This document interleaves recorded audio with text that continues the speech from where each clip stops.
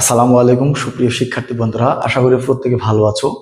আজকে আমরা কথা বলবো গুচ্ছভুক্ত যে 19টি বিশ্ববিদ্যালয় রয়েছে সেই 19টি বিশ্ববিদ্যালয়ের মাইগ্রেশন, মেরিট এবং সাবজেক্ট চয়েস নিয়ে।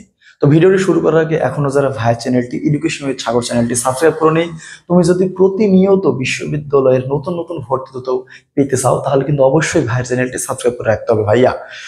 তো গুচ্ছে কিন্তু এখনো সাবজেক্ট চয়েস শুরু হয়নি। আমি তোমাদের গত একটি ভিডিওতে বলেছিলাম যে সম্ভাব্য তারিখ কিন্তু তোমার হচ্ছে 25 থেকে 28 বা তোমার হচ্ছে 29 মের মধ্যে কিন্তু গুচ্ছের যে ভর্তি পরীক্ষা যে সাবজেক্ট চয়েস সে সাবজেক্ট চয়েসটি কিন্তু প্রকাশ করতে পারে যে এর মধ্যে তোমাদের গুচ্ছের সাবজেক্ট চয়েস দিতে হবে। তো যদি আসলে 25 থেকে 29 তারিখের মধ্যে না হয় তাহলে কিন্তু 30 তারিখে বাংলাদেশে যতগুলো পাবলিক বিশ্ববিদ্যালয় রয়েছে সে ম্যাক্সিমাম বিশ্ববিদ্যালয় কিন্তু তোমার ছুটি হয়ে যাবে। তো ছুটির মধ্যে কিন্তু ভর্তি তোমার হচ্ছে বিশ্ববিদ্যালয়ের সাবজেক্ট চয়েস চলবে না বা কার্যক্রম বন্ধ থাকে, যেহেতু ইউজিসি বা বিশ্ববিদ্যালয়ের সকল ধরনের কার্যক্রম বন্ধ থাকে। অতএব তোমাদের কিন্তু ঈদের পরে 16 অথবা 17 জুনের দিকে কিন্তু তোমাদের সাবজেক্ট চয়েস শুরু হবে। আর যদি তোমার হচ্ছে ঈদের আগে 25 থেকে 29 তারিখের মধ্যে এই 5 দিনের মধ্যে যদি তোমাদের সাবজেক্ট চয়েসের তারিখ দেয় তাহলে কিন্তু তোমাদের ঈদের পরে কিন্তু তোমাদের মেরিট প্রকাশ করবে। তো আজকে আমরা কথা বলবো আসলে মেরিট গুলো কিভাবে প্রকাশ করে এবং তুমি গুচ্ছে সাবজেক্ট চয়েস কিভাবে দেবা। তোমার একটি ভুল সাবজেক্ট চয়েসের কারণে কিন্তু তুমি তোমার যে কাঙ্ক্ষিত বিশ্ববিদ্যালয়ে পড়তে চাও সেই বিশ্ববিদ্যালয়ে কিন্তু তুমি পড়তে পারবে না। অতএব ভাইয়া তোমার মার্ক অনুযায়ী তোমাকে তোমার সঠিক সাবজেক্ট চয়েস দিতে হবে যাতে তুমি তোমার কাঙ্ক্ষিত বিশ্ববিদ্যালয়ে পড়তে পারো। তো প্রথমেই দেখো আমরা যে বিষয়টা নিয়ে কথা বলবো, তো তুমি সাবজেক্ট চয়েস আসলে কিভাবে তোমরা দেবে বা বিশ্ববিদ্যালয় কিভাবে সাবজেক্ট চয়েস গুলো দিতে হবে তোমার হচ্ছে যে জিএসটি যে নিয়ম রয়েছে সেই জিএসটি নিয়ম অনুযায়ী। তো প্রথমে জিএসটিতে কিন্তু তোমার হচ্ছে র্যাঙ্কিং রয়েছে কোন বিশ্ববিদ্যালয় 1 নম্বরে, কোন বিশ্ববিদ্যালয় 2 নম্বরে। এইভাবে কিন্তু তোমার 1 থেকে তোমার হচ্ছে 19টি বিশ্ববিদ্যালয়ের র্যাঙ্কিং রয়েছে। তুমি যখন ইসলামিক ইউনিভার্সিটির সাবজেক্ট চয়েস দিতে যাবো তখন কিন্তু তোমার ইসলামিক ইউনিভার্সিটির সাবজেক্ট চয়েস বাংলা যদি তুমি দিতে চাও, তুমি যদি মানবিক বিভাগের শিক্ষার্থী হয়ে যাও, তুমি যদি বাংলা সাবজেক্ট চয়েস দিতে চাও তাহলে কিন্তু তোমাকে প্রথমে ইসলামিক ইউনিভার্সিটি বাংলা দেখাবে, এরপরে তোমার হচ্ছে যশোর বিজ্ঞান প্রযুক্তি বাংলা দেখাবে, এরপরে পাবনার বাংলা দেখাবে, এরপরে তোমার নোয়াখালীর বাংলা দেখাবে। এইভাবে কিন্তু তোমার হচ্ছে সাবজেক্ট গুলো ক্রমান্বয়ে দেখাবে, ঠিক আছে। তো সাবজেক্ট চয়েসটি এভাবে হয় যে তুমি মনে করো যে এখানে 8টি বা 9টি বিশ্ববিদ্যালয় আছে, তুমি যদি 8টি বিশ্ববিদ্যালয়ে প্রতিটি বিশ্ববিদ্যালয়ে 10টি করে সাবজেক্ট চয়েস দাও তাহলে কিন্তু তোমার হচ্ছে 80টি তোমার হচ্ছে সাবজেক্ট হচ্ছে 80টি, ঠিক আছে। তো এই 80টি সাবজেক্টের উপর ভিত্তি করে তোমার হচ্ছে মেরিট লিস্ট প্রকাশ করা হবে, তোমার হচ্ছে মাইগ্রেশন হবে। ধরো তুমি বি ইউনিটের শিক্ষার্থী বা মানবিক বিভাগের শিক্ষার্থী, তুমি হচ্ছে সাবজেক্ট চয়েস দিয়েছো। এভাবে প্রতিটি বিশ্ববিদ্যালয়ে তুমি ইসলামিক ইউনিভার্সিটিতে বাংলা দিয়েছো, ইংরেজি দিয়েছো, অর্থনীতি দিয়েছো, ডেভেলপমেন্ট স্টাডিজ দিয়েছো, সোশ্যাল ওয়েলফেয়ার দিয়েছো। এভাবে যে সাবজেক্টগুলো রয়েছে মানবিক বিভাগের সব সাবজেক্টগুলো তুমি চয়েস দিয়েছো। এইভাবে মনে করো যে 10টি ক্রমান্বয়ে যে 8টি বিশ্ববিদ্যালয়ে চয়েস দিলে তুমি 80টি তোমার হচ্ছে সাবজেক্ট চয়েস দেওয়া হয়ে গেছে। তো এখন তোমার সাবজেক্ট চয়েস দেওয়া শেষে এখন তোমার মেরিট লিস্ট কিভাবে প্রকাশ করবে। তো মেরিট লিস্ট তোমার হচ্ছে প্রকাশ করবে যে তোমার হচ্ছে যে সিট রয়েছে 2700, তোমার 2700 যেই 31 বা 2700 সামথিং যে সিট রয়েছে এই এই সিটের উপর হিসাব করে তোমাদের মার্ক অনুযায়ী তোমাদের র্যাঙ্ক গুলো করা হবে যে তুমি কোন বিশ্ববিদ্যালয়ে চান্স পেয়েছো। মনে করো তুমি একজন বি ইউনিটের মানবিক বিভাগের শিক্ষার্থী বা বি ইউনিটের শিক্ষার্থী, তুমি সাবজেক্ট পেয়েছো মনে করো যে বেগম রোকেয়া বিশ্ববিদ্যালয়ে, তুমি হচ্ছে তুমি 70 নম্বর সাবজেক্ট পেয়েছো, 70 নম্বর সাবজেক্টে তোমার হচ্ছে বাংলা, 70 নম্বর সাবজেক্টে তোমার হচ্ছে বাংলা। এবার তুমি হচ্ছে ইসলামিক ইউনিভার্সিটিতে বা যশোর বিজ্ঞান ও প্রযুক্তি বিশ্ববিদ্যালয়ে তুমি হচ্ছে বাংলা সাবজেক্টে পড়তে চাও। তো যখন তোমার হচ্ছে বেগম রোকেয়া ইউনিভার্সিটি এই সাবজেক্টে মনে করছে 70 নম্বর সাবজেক্ট, ঠিক আছে।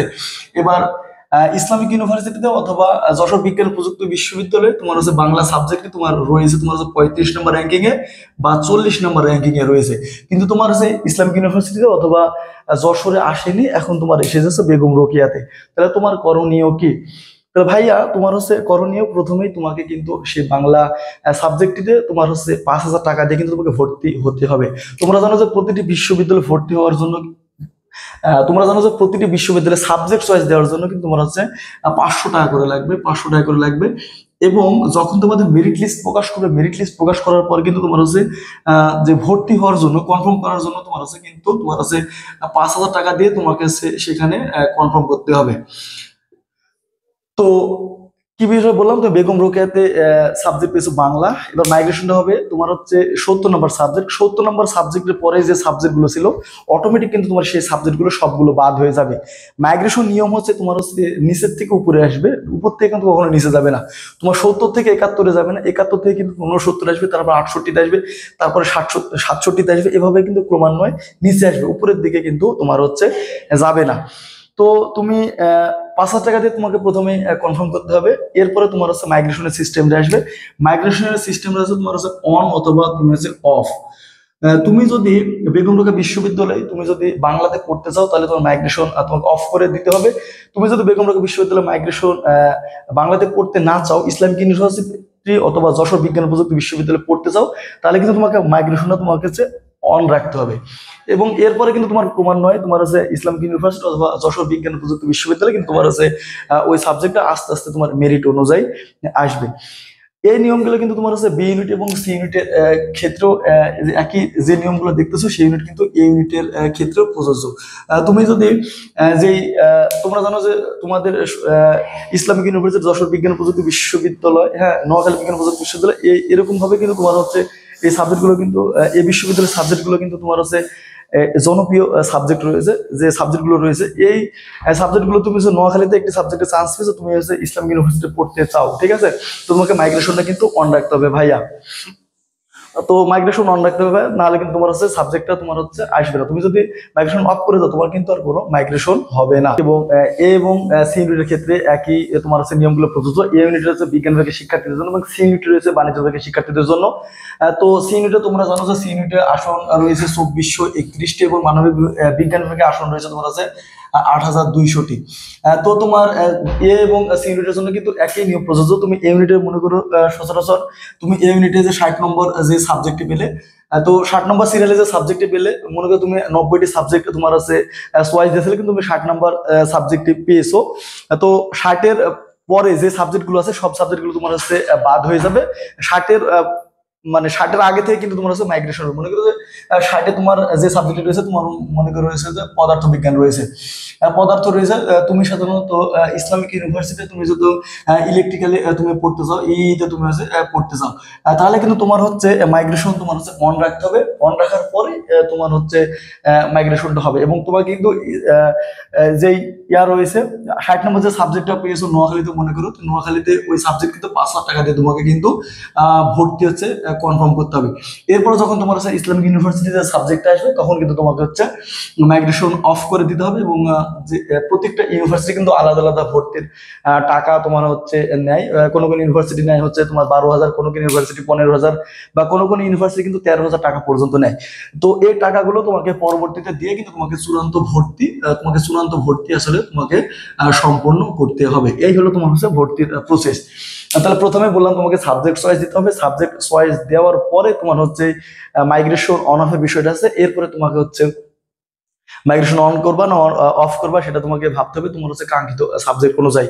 হ্যাঁ, এরপরে তোমরা কত পর্যন্ত তোমাদের এবার সাবজেক্ট চয়েস দেওয়া উচিত, যেহেতু এবার বি ইউনিটের মার্ক যেহেতু তোমার হচ্ছে 54 রয়েছে কাট মার্ক, এবং তোমাদের যাদের আছে 5,500 পর্যন্ত বা 5,500 পর্যন্ত যাদের হচ্ছে মেরিট লিস্ট রয়েছে তারা কিন্তু তোমার হচ্ছে সাবজেক্ট দিবা, চয়েস দিবা। তো 1 থেকে 3,000-এর মধ্যে যারা রয়েছে তারা কিন্তু তোমার এই ক্যাটাগরির যে বিশ্ববিদ্যালয় এবং বি ক্যাটাগরির যে বিশ্ববিদ্যালয় রয়েছে সেই বিশ্ববিদ্যালয়ে চয়েস দেবা। এবং 2,000 থেকে তোমরা যারা 5,000-এর মধ্যে রয়েছে তারা কিন্তু তোমার হচ্ছে সি 2,000 থেকে 5,000-এর মধ্যে রয়েছে তারা কিন্তু হচ্ছে সি ক্যাটাগরি এবং বি ক্যাটাগরির প্রত্যেক বিশ্ববিদ্যালয়ে চয়েস দেওয়া। ভাইয়া তোমাকে রিস্ক কিন্তু তোমাকে নিতে হবে, সাবজেক্ট পেতে হলে তোমাকে একটা রিস্ক নিতে হবে।